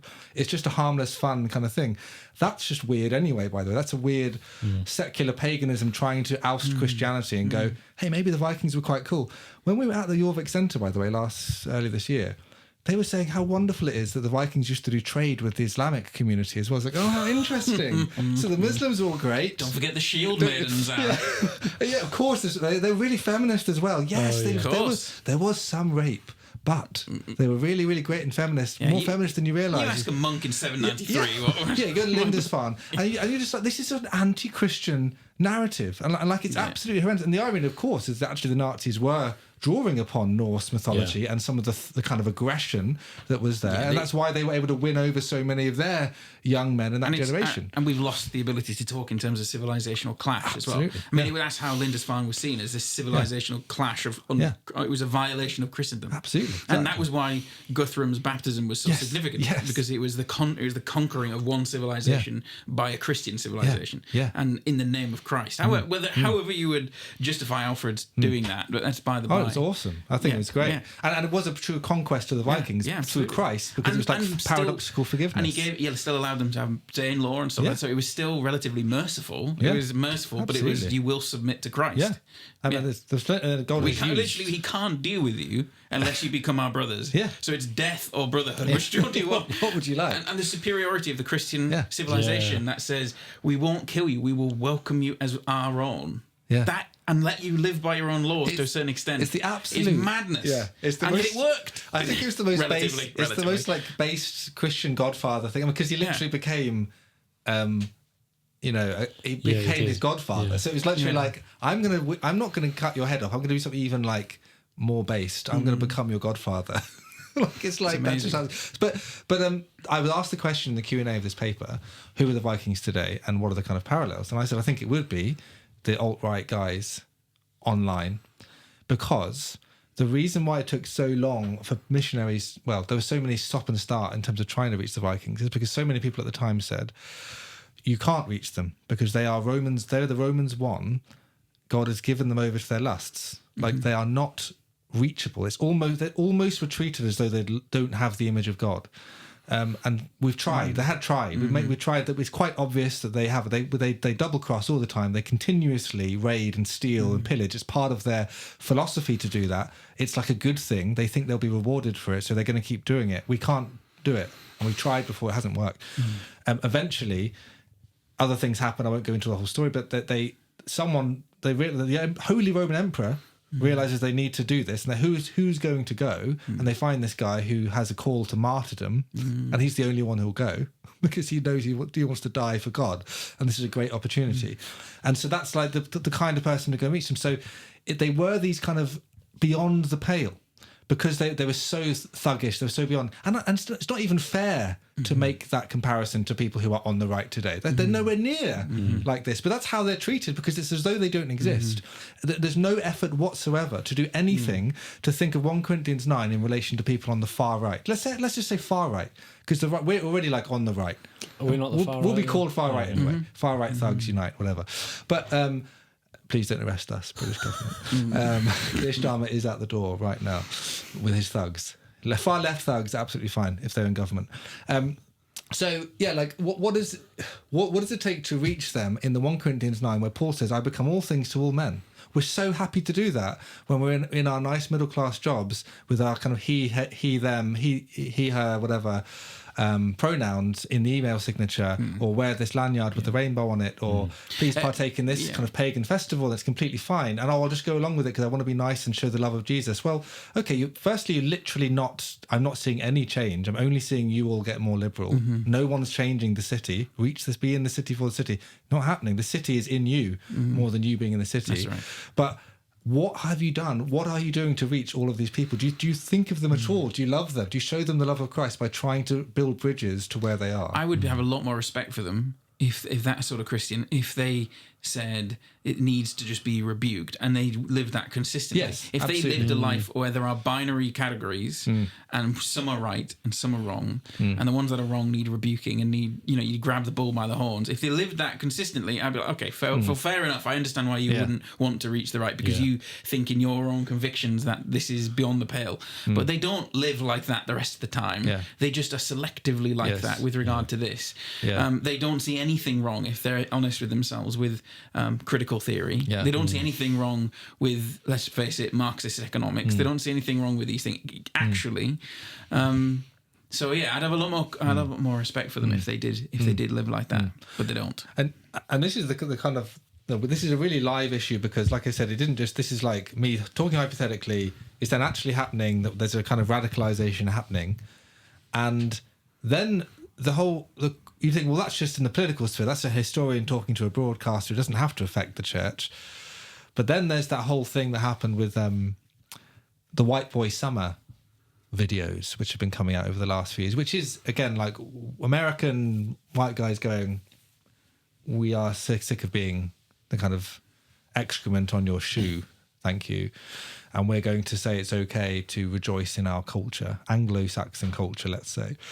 And again, it's like many things. It's like Christian nationalism. It's like you're going to slander us, then we're going to like Christian nationalist even harder. So you're going to say, oh, you're going to have a white boy summer and pretend you kind of guys like having fun and stuff like that, and glorying in your culture. Like, actually, that's a good idea. Let's do that. So there's something quite funny about that, and of the generation of the online guys. That is, I can understand it. But this year, maybe in light of this Darryl Cooper thing, and them thinking, oh, maybe it's actually okay to think differently about Hitler and everything else, they snuck in these kind of frames on this video, this kind of like very kind of fun. I think it was, actually, we should be proud, they're both British songs they've chosen. Bastille last year, and then I think it was the Coldplay, or was it the other way around? Viva La Vida, other way around, yeah. So 2 British bands used. Thank you, well done, America. You're welcome. We are the best at music, popular music, and they snuck in some frames of like neo-Nazis. So there's all these people then like reposting it, and there's like Stephen Wolfe there pops up for a frame with New Christendom Press, a publisher that I'm writing a book with, by the way. And like then there's a neo-Nazi staring down Martin Luther King, and then there's like at the end an image of the 1936 Berlin Olympics and a white person running out with a torch with a few Nazi salutes off to the side. And people are like, okay, we're celebrating Anglo-Saxon European culture, history, and this is before the Second World War. So it links into this whole thing about the post-war consensus that people have been talking about in recent months, that maybe actually things weren't so bad, and if World War II hadn't happened, we might have a stronger culture in the Anglosphere than we do now because of the woke, especially that kind of contrast with the 2024 Olympics. I think that was been quite potent. So people are like, look at how horrendous it is to see France, this glorious Christian civilization, completely trounced by transvestitism and abject sexual immorality. 2024, and they're like, when was there another Olympic ceremony? And they're kind of thinking everything went wrong after the Second World War because we have to do everything we can possibly do to not look like fascists. And therefore, everything the fascists stood for, whether it's family, order, discipline, hierarchy, we need to go the other way.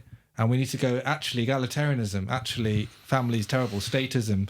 We need to go towards cultural Marxism, etc., because we don't want to go anywhere near where they were, because they were anti-communist. So we're going to communist harder in our socialist kind of soft ways. So that's the kind of way people have been thinking. But it obviously is pushing really close. It isn't technically like them saying it's Nazis, but that piece of film was used as Nazi propaganda. Yeah. So then you're really close to the wire. And so there's a whole generation of people who are like, will not even contemplate how that could ever be a good idea. And I understand that. I do think this was... I actually don't think this was a clever thing to do. There's still a genuinely... nuanced, wannabe, winsome Kellerite part of me that goes, I get it, and I get what you're doing. I get where you're coming from. I want to say I'm kind of supportive of some of it, but I don't think that was a wise, prudent thing to do. But you might say, well, we'll see. And we'll see whether the paradigm shifts and whether people and whether the reason things are so terrible are because we can't contemplate anything other than anti-fascism in every conceivable sphere. I think our generation does not understand the transition that's actually occurring. So loads of some of the kids that even I teach at history and beyond, this is no bad thing or a bad reflection upon them whatsoever, but they're not as familiar with the Second World War as we are. They don't, we were taught, no doubt, to know the years of the First and Second World War just off the back of our heads. They don't, and again, I'm not having a go at them. It's just you have to teach that again. But by a certain point, we would have known it. They don't know it. I think it's in large part owing to the fact that we had that generation around with us. So the old people when I was a kid were Second World War generation, was the silent generation. I remember the kind of clothes they would wear. I remember what the ladies would look like, how they would have their hairs in a certain way on a Tuesday when they go to get the gyro. I remember the sort of the shirt and tie that the men would wear. I remember being told to respect them because they fought for you. I remember, and we lived with them. I remember being babysat by Auntie Margaret next door. Auntie Betty, sorry, Auntie Margaret's my actual auntie. Auntie Betty next door, who wasn't my real auntie, but was my next door neighbour. She wasn't needing to look after us. And I was maybe 10, and I remember just being fascinated, just asking about the Blitz and what it was like, and they're gone. Yeah. They're all gone. Yeah, I suppose we have the same. Like my wife lived with her grandmother for a little bit, and she would, tell them stories of the war and what it was like being a child, And I suppose that is something interesting that I haven't really thought about. You guys are a few years older than me, but there is a swathe of men, generations that are very vocal online. They are steering culture to some degree, and their education was entirely different to mine. Their upbringing was entirely different, and I probably can't relate to them. And what does that? What does that do on kind of several counts? Well, I just think we've been raised, now I'm assuming yourself as well, Tom, to a certain extent as well. I know you're a few years younger, but we've been raised to see within, if you want to call it this, fine, within the boomer paradigm, fine. But we have certainly been raised to think of the Second World War as a paradigmatic event. Within a generation or two will be history, like anything else.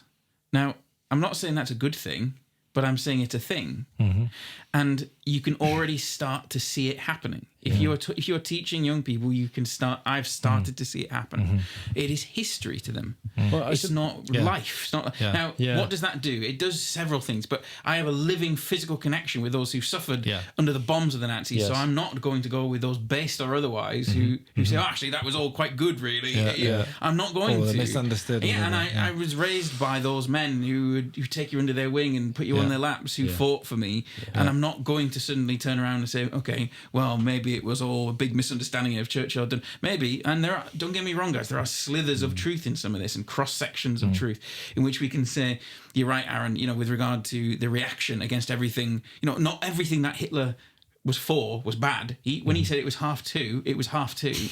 When he said that it's not wrong, it's not that great to abuse animals, he wasn't wrong. Like, it is bad to abuse animals. Just quickly, there's a meme that was like, did Donald Trump eat breakfast? Hitler ate breakfast. There are pictures of both eating breakfast. But I wonder, on that then, are we closer to the let's wear Viking hats, let's dress up as Nazis, than we really think we are? I think it will take longer. It will take a while. I don't know if they'll ever get there because of the Holocaust. No one here is going to be objecting if one of us wore a Napoleonic outfit. No one is going to object to that. But Napoleon was an existential threat to England in the early 1800s. And we fought that. The Napoleonic Wars were devastating. The 7 Years' War from, was it 1756 to 1763? Millions died. Millions. We don't remember it now. So it might take time. I think you're right. I think it is the cultural significance in terms of, it's almost etiological in that it is like, it is at the base of our understanding of who we are. And I was literally in Liverpool last weekend visiting my nan, who's 94. Wow. And she grew up in Ireland and remembers people dying because there was a stray, I don't know why Nazis were bombing a random place in Ireland. I don't think they did that often, but like she remembers a co-op that was bombed and 2 girls died. And those memories, and I said to her, because her husband and my granddad passed away a number of years ago, I said, I always wanted to engage him in like war stories because he fought, and he said, he would never talk about it. And I felt like inappropriate asking him, because you're asking him to like relive trauma. So many of them went quiet. So they were stoic, that generation of men. And I just wanted to know. I was like, this is a fascinating experience. It's a weird, and we've lived in this like weird democratic peacetime where we learn, as you say, it is this kind of paradigmatic event. We watch documentary after films about the Nazis and about the Second World War in all sorts of ways. It absolutely dominates our consciousness in a really weird way. Like no other, by the way, in the generation. Of course, there've been always books written and reports written, the Napoleonic Wars. Of course, boys have always grown up on hero stories of actual wars that have happened, but kind of nothing to the extent of the I don't know how if someone could produce the stat of how many films have been made about the Second World War. It's crazy. It would just, and that's like visual, cinematic, constantly there in your mind. You have this picture. That's why it's almost impossible to shift from the consciousness, and like why I think we're probably further away than we are with the Vikings. But let's just remember, it is extremely weird that we think it's okay to wear Viking stuff. Extremely bizarre. Well, and we just happen to not know anyone and have any emotional connection to the people who were raped and pillaged by them. Genghis Khan as well. Oh, he's a great military leader. People will one day do that with Hitler. But those who started to do that, or started in the 60s, 70s, whatever, the David Irvings, etc., who had any kind of appreciation for him other than as a monster, there's no place for them, and so they are literally ousted from normal society, or sometimes criminalized for some of their views, which you can understand because of the way in which the emotional power and impact, the people who are survivors, all of that kind of thing. It's a huge draw, but it doesn't help. It fuels the conspiracy theorists on the further right, who are like, it's all some big cabal, and they want you to think of this. There are questions to be answered.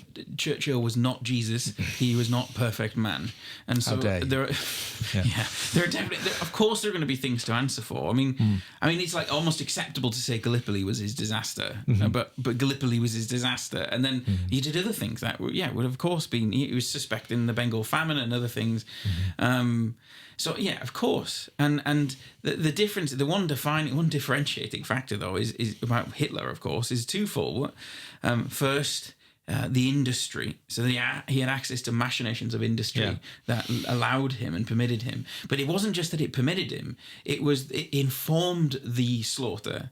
So the fact that these tools were put to use suggests something, and this I suppose is the second aspect, about the mindset, which is the reducing of individuals to effectively like chattel, to be put on trains to be killed. And there'll be some even amongst the base types who'll be like, you believe that, dude? Yeah, I do actually. Yeah, I do. Sorry. Yes.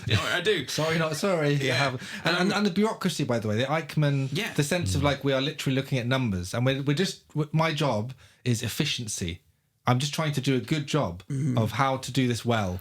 Whatever that is, I might be organising like kettles in a cupboard, or I might be organising bodies, and I just want to do that efficiently. That way of disconnecting from the emotion, that's what's so emotively powerful about how horrendous all of that was. I would admit that's the argument, I think, for it being demonic. It's the demonism of technocracy, with a hand that's put to the sword. It's just awful. That's what we're saying. It's not just the industry. It's not just that he was practically capable. It's what the industry, the very use of the tool suggests, that he sees these people as nothing more, as you said, numbers on a sheet. And in fact, that's what large portions of them were. So are there any possibilities then for us to think about reaching this? I mean, I don't know. I don't know what this. I mean, we probably have to stop soon, I guess. Sure. But I mean, this is maybe a part 2 thing. But I don't know what it would look like practically. No. That's a good thought, actually, because I mean, there's it seems weird to end on Hitler. We started with Trump and we ended on Hitler. But I think actually this whole, there is a whole. Let me just quickly refer to it, and then we'll actually break here, and we'll take this up in a part 2 kind of thing. Maybe this will become a part 17. We're still on it. But like I think it's Alec Ryrie, a historian, a church historian actually as well. But he's just done general history as well. Wrote an article for First Things not very long ago called "The Age of Hitler," or I think it's called. It's a good article. I think I know what you're about to reference. It's a good article. It was really interesting, and he was like, what he refers to as the Age of Hitler is that there's been a transference of the moral sort of benchmark for our generation who've watched all those movies, who've been like the worst imaginable evil is Hitler. It's a negative moral benchmark. So the worst thing you could be called, Goldman's law, is a Nazi. And I think he said, what is it? Within a certain amount of exchanges online, someone will refer to the other person as a Nazi, whether on the left or the right. And like we know that there's nothing worse. They are pure evil. They're not even human beings. Hitler was like the most monstrous person. And then there's all these arguments. There's that movie Downfall that came out, which was like pilloried because he was depicted as human in it. And so he said he was arguing. Clearly, he's not. I think Al-Rawi isn't like he's based on the right or whatever. He's just a historian going, this is just how it's been, and you can see a difference in the way that even films depicted the Nazis. If you think of The Great Escape, for example, the British classic. Actually, it's an Anglo-American classic because we team up in that one. There's like Nazis that they kind of talk to and can, like, they're actually humans. They're not seen as pure evil. That was, I don't know when The Great Escape was it 60s? I can't remember, 70s, but I think you're right, in the early 60s. And so it's possible, seemingly, in a film, but then after that point, it's not really possible. You can only see them as the SS horrendous, all of them complete, every single one complete evil, and no humanity in them whatsoever, which isn't a good moral way to think. It doesn't help.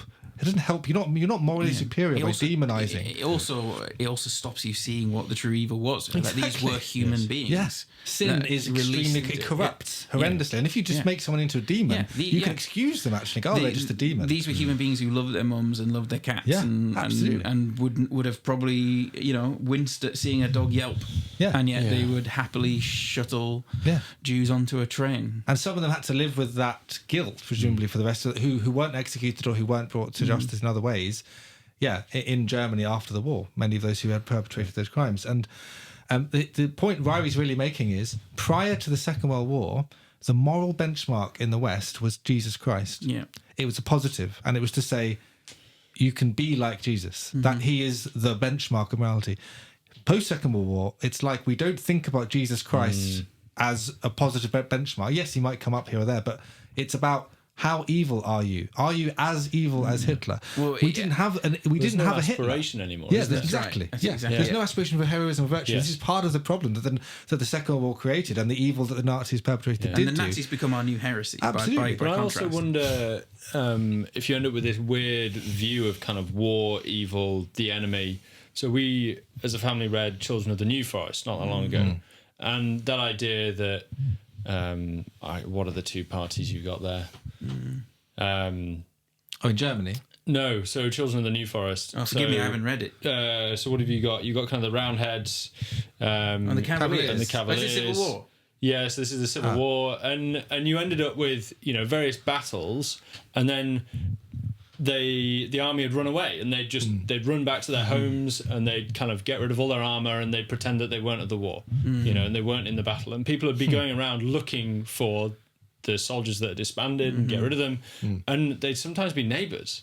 So like people you would see in the streets, they would be the Roundheads and the Cavaliers, and like you wouldn't know. So like we've almost got this. So in there you have this battle, you have this civil war where you have neighbour on neighbour, but it's not that clear cut actually in kind of civilized life. And I think we've ended up with this kind of weird view of war where it's super black and white, where those guys are evil, these guys are not. You enter the game or you enter the war in this certain fashion. You're lined up on two different teams. Well, it's just not like we haven't had to fight it. And there's a reason why it transitioned after the 60s from treating Nazis, as you say, talking to Nazis in that way, to something more absolute. It's because the people with their hands on the rudder of culture no longer had fought in that war. As they started to die off. I mean, that was the most amazing thing about the 1950s and 1960s. Our politicians had fought in wars. And our media mongrels had fought in wars. Amazing. Yeah. Now we don't even have... We've got no one in government who's ever owned a business. Yeah, but I mean, unless we've been in the army, and of course we do have brothers and sisters, but brothers especially who have been in the army, in the Royal Forces. Yeah. But most of us haven't. So, and certainly most of us have not been in that sort of conflict. So, I mean, what do you do with that? I mean, that's a lost knowledge, and that's and as you say, Tom, it produces an approach to war that's incredibly simplistic, childlike, even.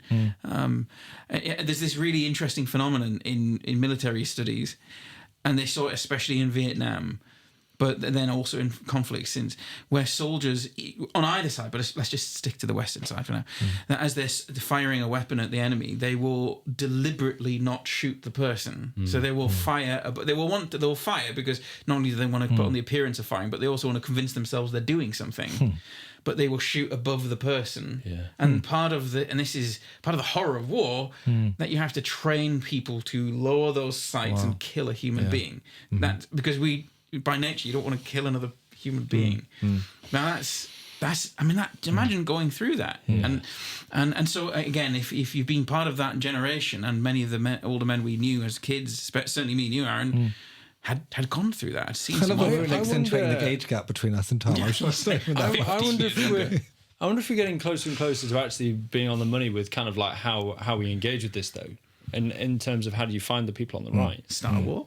I wasn't going to get that far. Nathan's got his bow and arrow ready, so he can Robin Hood this people place. you're describing, so the people who go to war, the soldiers in the UK, people who are kind of ex-military, well, they probably fought for something, so they're probably patriotic. They're probably pro-monarchy. So I think, because my question a lot of the time is like, you know, you have conversations with Christians, Big Eva. There's always the nebulous edge case that we need to ensure that the woman who's like disabled and got 7 kids, like how are you reaching her? And I'm sorry, but they don't actually. This person doesn't exist, and we shouldn't be making kind of general sweeping rules for these things that don't exist. So how do we actually identify these people? Okay, well, on the left side we can kind of go, you know, abortion. We can point a finger there, but on the right, like where do you go? But I wonder if kind of ex-military might be the sphere. Like where are those people in church? I off the top of my head, I can't really think of. I know we have to go. Nathan has to go, especially. Unfortunately. And Tom will be falling asleep soon. But I'll show you very quickly. Let me finish with this story. We will pick this up because I think this is something we'll keep talking about. You're right, Tom. We are, you know, we do need to be actively thinking about this, and it links into this notion of combat. The fact that we've lived combatless lives, and we've not even that. We've worse than that. We've lived lives where we have lived out fantasy combat through media, through entertainment, through video games, where you can die and get another life and come back again, and there's no consequence. So men have had this like outlet for their natural aggression and their natural heroism, which has meant absolutely nothing. They've not been heroes. There's no such thing as a kind of console hero. It's like you have been absolutely owned. You're the absolute you are the mark. You've been done by giving your godly virtuous strength to a completely pointless pursuit that makes you feel like you've achieved something, makes you feel like you've won something or put yourself on the line. You've sacrificed absolutely nothing. And the reason why we need to actually win these people, the reason why we need to bring our 1 Corinthians 9 to the right and not just bring it to the left is because we do want Jesus Christ to be the paradigm for men. We do want them to look at him and go, this is a man. Like, if you want to know what a man looks like, look at Jesus Christ, look at the sacrifice, look at, that's why, you know, I will never forget the story, a teacher at school who was telling us about the hymn, When I Survey the Isaac Watts hymn, When I Survey the Wondrous Cross. And I remember being like in year 9 or something at school, and it was like, so he was in tears in his eyes as he's telling us about this. And I wasn't a Christian then, just like an idiotic schoolboy. And you can see the heroism that he wanted to show us in who Jesus was and what he did on the cross. That seems we've effeminized the cross. It's so embarrassing how much we do that. You could win men by showing them how base Jesus is, and of course, yes. I mean, joiners would have been pretty hench, I reckon. Exactly, yeah. There's so much of Jesus that you could actually, and you don't have to add stuff. He is also radical in the sense that he doesn't conform to, let's say, the macho stereotypes in every way. He's gentle. He does things that don't. He stops Peter using the sword, etc. But we've pacified Jesus in ways that actually are inappropriate. And this is where, like, I was going to say, when I was teaching at Aberdeen, that's a very American way of saying it. in Aberdeen. I had a class, and we had to discuss one week a seminar on Nigel Bigger and Stanley Hauerwas, two moral theologians, on just war versus pacifism. Nigel Bigger's, very famously wrote on just war and colonialism more recently, but he had a very robust just war theory in the Augustinian tradition. Stanley Hauerwas is like the one that everyone actually follows, really, in most of academic theology in terms of his view. He was on Time magazine as the kind of most important theologian. So if you get on Time magazine, you're probably going to be beloved by the world, and that might indicate something. And it was just interesting because Hauerwas's argument on this pacifism thing was very winning over all the women in the room, because rhetorically, he's like, how can you love your neighbour when they're dead?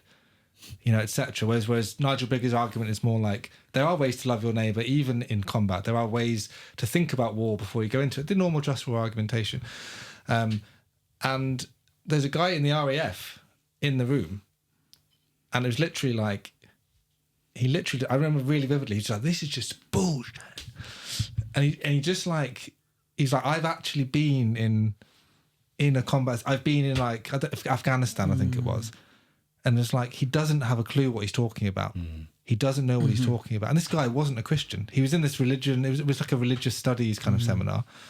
And it was amazing. By the end of the course, he'd become a Christian, not just through me lecturing, maybe that's part of it, but he got to know other Christians and the Christian, and it's really amazing to see his tradition. But he was like a rugged, straight in there, like, I know what the rules are, so I'm going to say that this is BS loudly in front of a room of people who think that this is great, because I'm not having this. And I was like, yes, that's the kind of people we want to, and he's going to be someone, I don't know where he is now, but I'm almost certain he'll be someone who's going to do damage to the kingdom of darkness. And we want to be winning those people. We don't want to be so scared that we don't want to win them, because we're kind of fake Jesus that isn't even the Jesus of the Bible. We need to give them the real Christ, who is all inclusive, and he's going, and he will actually, Jesus will win the men. Okay, and you win the men, you win the war, as Driscoll once said, who is another unquotable.